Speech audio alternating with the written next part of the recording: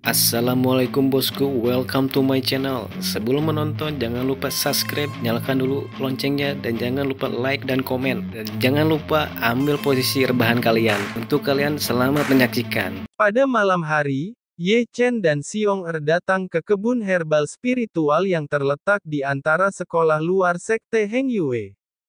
Terbungkus oleh awan dan kabut yang melayang, taman itu menempati area yang luas, tempat tanaman spiritual berwarna-warni berkilauan. Aroma obat kental menutupi taman. Kebun herbal spiritual dijaga di sekitar. Tidak ada yang bisa masuk tanpa izin. Hei, bisakah rencanamu bekerja? Ye Chen menatap Xiong Er, yang dia anggap tidak bisa diandalkan, di sebelahnya. Tentu saja, itu bisa. Xiong Er menepuk dadanya dan berjalan ke taman selangkah di depan Ye Chen. Melihat sekeliling, Ye Chen menyusulnya. Di taman, sebuah paviliun terletak di hutan buah roh terdalam. Sebelum Ye Chen dan Xiong Er mendekat, erangan seorang wanita keluar dari paviliun. Mereka bahkan memperhatikan bahwa paviliun itu bergoyang. Ye Chen merasa kaget ketika dia mendengar suara engahan seperti itu, suara desahan wanita ini begitu keras. Betapa berdedikasi paman kecilmu. Ye Chen menoleh dan menatap Xiong Er. Itu tidak terdengar seperti suara bibiku. Xiong Er menggosok kepalanya. Xiong Er mengayunkan tubuhnya yang kokoh ke depan dan berteriak di paviliun, "Paman, kau di sana. Ayo, pakai bajumu." Seorang pria muncul di paviliun. Segera, suara langkah kaki terdengar, dan dua murid berpakaian tidak tepat, seorang pria dan seorang wanita, muncul di pintu masuk paviliun. Gemuk Xiong, jadi kamu. Pria itu panik menghela nafas lega ketika dia menemukan pengunjung itu Xiong Er. Dia melambaikan tangan kepada murid perempuan itu, "Sayang, kau kembali dulu. Aku akan mendatangimu besok." Gadis itu memerah. Mengayunkan tubuhnya yang indah, gadis itu melirik Ye Chen ketika lewat. Ye Chen diabaikan. Mungkin sejak malam itu, tidak ada wanita lain yang bisa mengisi hatinya. "Li San, beraninya kamu. Tidakkah kamu takut bahwa pamanku akan memukulmu?" Xiong Er mengutuk Li San, "Sialan kamu, paviliun itu mungkin dianggap sebagai rumah bordil. Paman pergi menjelajah. Siapa yang tahu kapan dia akan kembali? Aku sangat kesepian dan menemukan pasangan. Paman kecilku bepergian. Ya, dia pergi setengah bulan yang lalu." "Oh, ini sempurna." Xiong Er mengambil sebatang besi dari dadanya dan menjatuhkannya ke kepala murid itu. Murid itu pingsan sekaligus dan jatuh ke tanah dengan wajahnya membentur tanah. Ye Chen menyentak mulutnya, "Kamu semangat datang ke sini untuk mengambil rumput. Kamu merampok. Aku tidak peduli merampok atau mencuri, selama aku bisa mendapatkan tanaman spiritual di sini." Xiong Er mulai mengambil tindakan dan melemparkan murid itu ke rerumputan, bertepuk tangan. "Jika pamanku menyalahkan kami, aku akan memikul tanggung jawab. Kami tidak akan mengambil terlalu banyak. Jadi sulit diketahui jika kita telah mengambilnya." Ye Chen berkata, "Aku merasa seperti terjebak. Jangan bicara omong kosong, ayo pergi." Takut ketahuan, Ye Chen masih mengikuti Xiong Er. Tanaman spiritual di taman ini menyilaukan mata Ye Chen. Sebagian besar tidak ada di pegunungan di belakang sekte tersebut. Ye Chen tidak berani menyentuh rumput spiritual yang tak ternilai yang dilarang untuk dipetik. Setelah beberapa saat, mereka datang ke ladang dengan bunga-bunga salju magnolia. Memang, tempat itu menikmati banyak bunga salju magnolia, seperti yang dikatakan Xiong Er. Masing-masing berkilau dalam cahaya warna-warni. Jika mereka mengambil beberapa, sulit untuk diketahui jika sudah dicuri. Yang paling penting adalah bahwa bunga-bunga salju magnolia tidak begitu langka seperti rumput spiritual berharga lainnya. Mereka tidak dijaga. Aku mencari di seluruh pegunungan di belakang sekte, tetapi menemukan beberapa bunga salju magnolia. Ini di taman ini sangat banyak. Ye Chen menghela nafas pada dirinya sendiri bahwa betapa kayanya sekte Heng Yue. Dia akan menghasilkan banyak uang jika memurnikan bunga menjadi roh batu giok. Sayang sekali, kebun herbal spiritual itu bukan miliknya. Jangan terpesona. Ayo memetik. Desak Xiong Er. Ye Chen mulai bergerak dan mengeluarkan tas penyimpanan dari selangkangannya. Seperti seorang perampok, Xiong Er mengambil satu bunga magnolia salju setiap kali dia pindah. Ye Chen mengambil tas penyimpanan dan bergegas masuk. Jangan memetik rumput dari satu tempat. Kami akan ditangkap dengan mudah. Tentu saja aku tahu. Keduanya berperilaku tanpa malu-malu seperti dua perampok. Xiong Er melambaikan tangannya, sampai tas penyimpanan mereka diisi. Ayo pergi.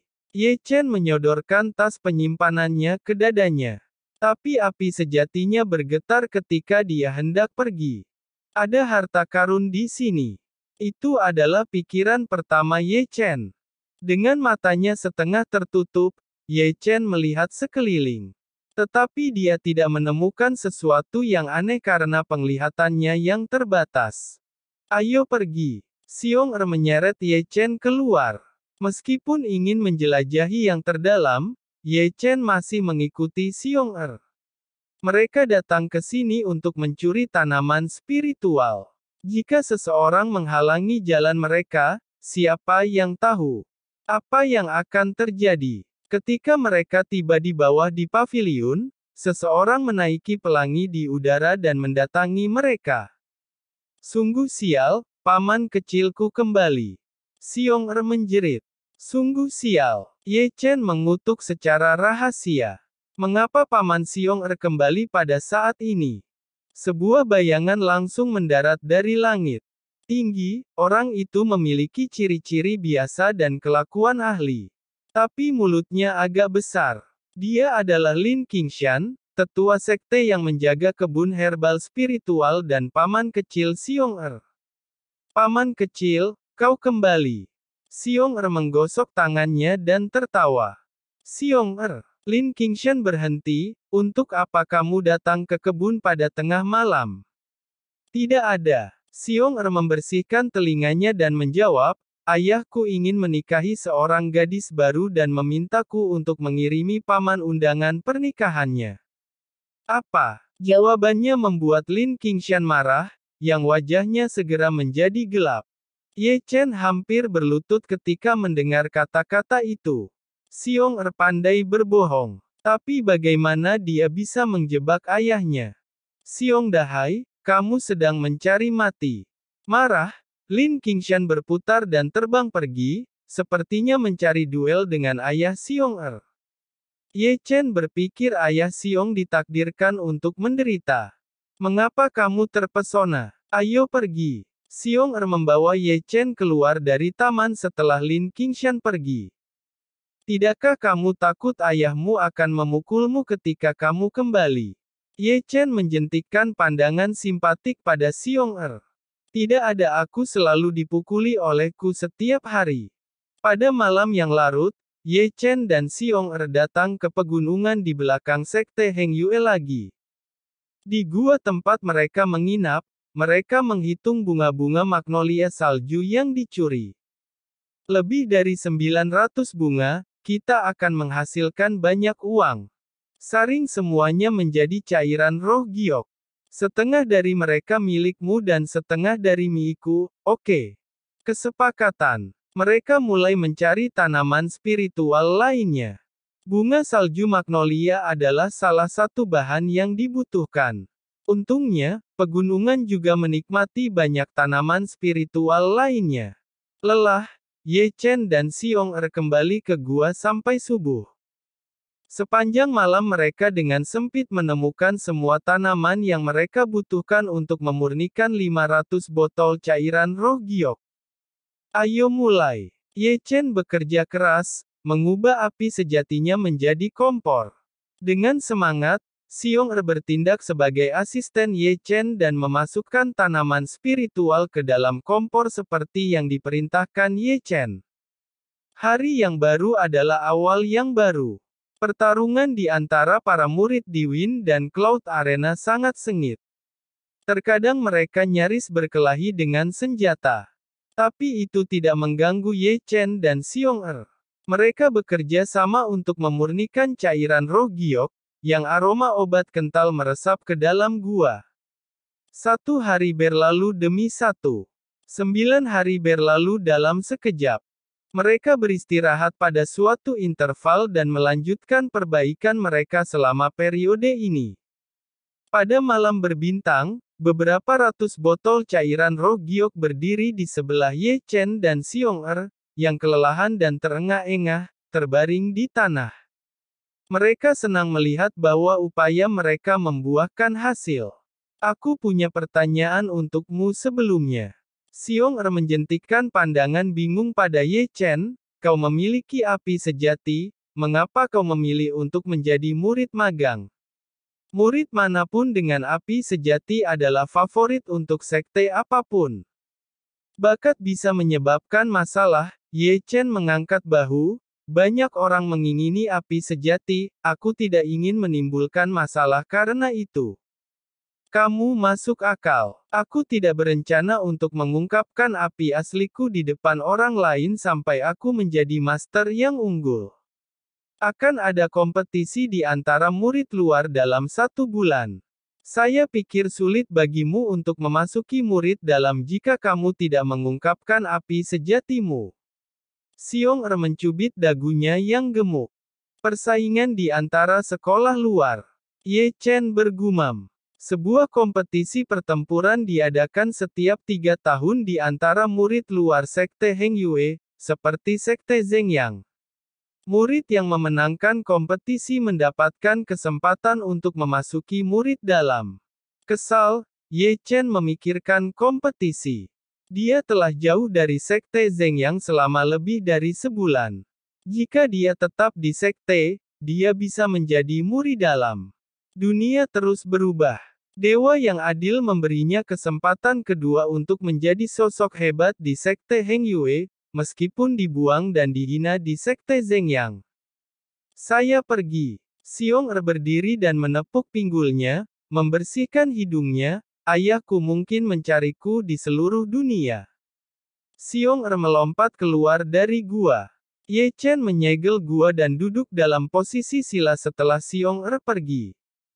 Segera, dia menuangkan 30 botol cairan roh giok ke dalam perutnya. Api yang sebenarnya muncul sekaligus dan memurnikan cairan menjadi energi vital murni. Semburan energi roh bergegas ke lautan inti Ye Chen, di mana gelombang emas bergulir. Semakin banyak energi spiritual berkerumun, dan basis kultivasi Ye Chen meningkat ke puncak tingkat keempat dari tahap kondensasi Qi. Sekarang, pori-pori di sekujur tubuhnya meregang dan menelan energi vital antara langit dan bumi. Bam! Sebuah suara muncul di dalam tubuh Ye Chen. Ye Chen maju dan mencapai tingkat kelima dari tahap kondensasi Qi sesuai keinginannya. Hah! Menghembuskan nafas. Berkilau dalam cahaya keemasan, meridiannya menjadi lebih kuat dan tulang lebih tangguh selama penyempurnaan oleh api sejati. Ukuran lautan intinya meluas karena kemajuannya. Aku butuh 100 botol cairan roh giok untuk terobosan berikut. Ye Chen memperkirakan jumlah energi spiritual yang dia butuhkan untuk tingkat selanjutnya. Tingkat kelima adalah daerah aliran dari tahap kondensasi Qi. Tidak sulit untuk mencapai 4 level sebelumnya. Tapi kesulitannya berlipat dari yang kelima. Terobosan akan sangat sulit, terutama dengan lautan inti. Untungnya api sejati bisa membantuku membuat cairan roh giok. Dewa tahu kapan aku akan membuat terobosan berikutnya hanya dengan energi vital antara langit dan bumi. Ye Chen bangkit dari tanah dan mengendurkan tubuhnya yang kaku. Tas penyimpanannya bergetar ketika dia melakukan peregangan. Ye Chen membuka tasnya dan menemukan barang bergerak adalah labu emas ungu kecil yang dibelinya di paviliun harta karun. Sejak saat dibeli labu itu diam tapi sekarang bergerak. Terkejut, Ye Chen mengeluarkan labu dan menemukan bahwa cahaya ungu melintas di atasnya dan karakternya yang terukir kadang-kadang berkeliaran. Terobosanku memicu kebangkitannya. Ye Chen bergumam dan memetik sumbat botol dengan lembut. Tiba-tiba, itu bergetar lagi. Segera, pusaran air kecil muncul di sekitar leher botol, dan menyerap energi spiritual antara langit dan bumi. Mata Ye Chen berbinar. Dia tidak memotong tutup botol, tetapi diam-diam mengamati perubahan labu, yang menghirup energi spiritual antara langit dan bumi seperti manusia. Ye Chen memecahkan segel gua dan berjalan di luar.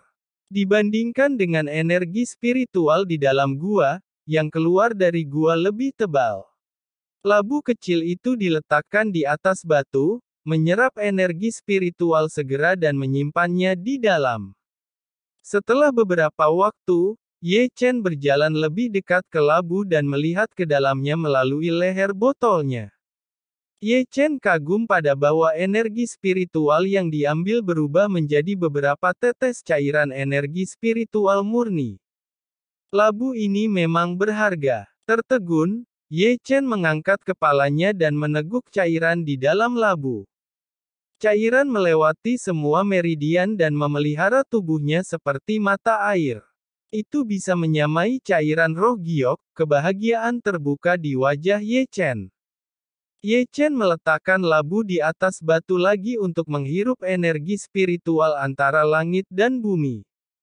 Terlebih lagi, Ye Chen menuangkan beberapa botol cairan roh giok ke dalam labu dan menemukan bahwa cairan roh giok terintegrasi dengan cairan energi spiritual.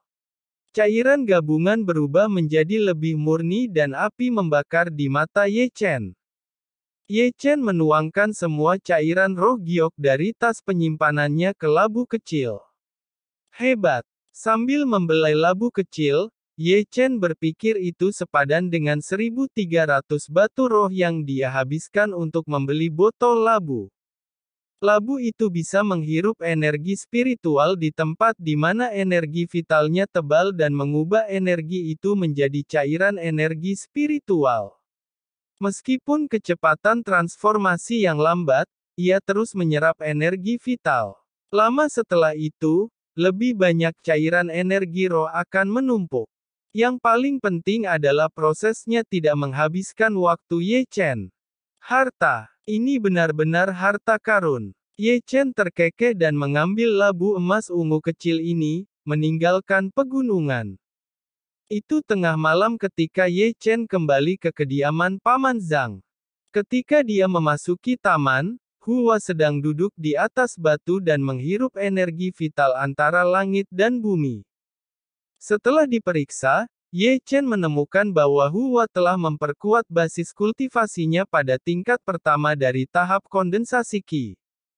Kamu anak yang rajin. Ye Chen tersenyum. Kata-katanya mengganggu Hua, yang membuka matanya dan bergegas berdiri ketika melihat Ye Chen. Kakak, kau kembali. Bagaimana perasaanmu? Ye Chen menepuk bahu Hua.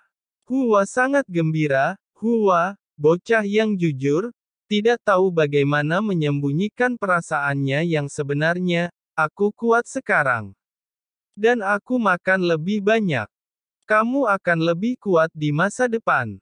Ye Chen memberi Hua senyum yang menghibur, mengeluarkan 3 botol cairan roh giok dari tas penyimpanannya, dan memberikannya kepada Hua, minum 3 tetes setiap 1 jam. 3 tetes adalah batasnya, jangan minum lebih dari itu. Kakak, terima kasih. Dengan gembira, Hua menyeka botol-botol itu dengan lengan bajunya. Datanglah padaku ketika kamu minum.